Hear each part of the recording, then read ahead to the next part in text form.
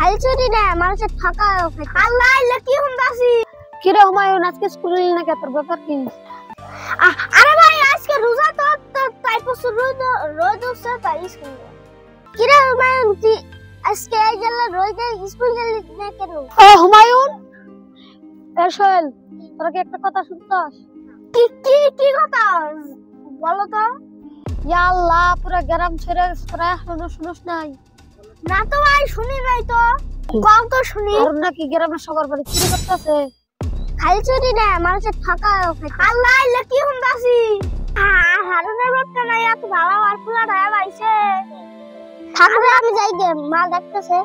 আসসালামু আলাইকুম মস্ত, কেমন আছিস?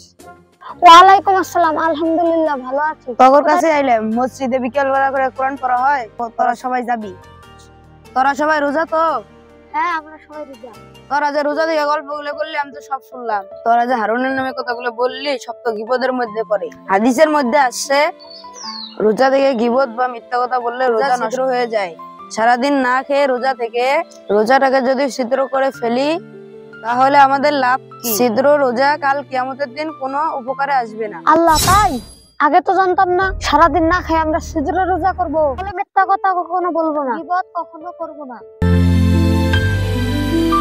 আসসালামু আলাইকুম। এই ভিডিও থেকে আমরা এই জিনিসটাই বুঝলাম যে রোজা থেকে সারাদিন কষ্ট করে মিথ্যা আর গীবত যদি আমরা করি রোজা আমাদের ছিদ্র হয়ে যায়, মানে সেই রোজা আমাদের কাল কিয়ামতের দিন কোনো উপকারে আসবে না। তাই আমরা চেষ্টা করব সকলেই যে রোজা থেকে আমরা মিথ্যা বলবো না, গীবত করবো না। আর যদি ভিডিওটা ভালো লেগে থাকে অবশ্যই ভিডিওটা শেয়ার করে দেবেন।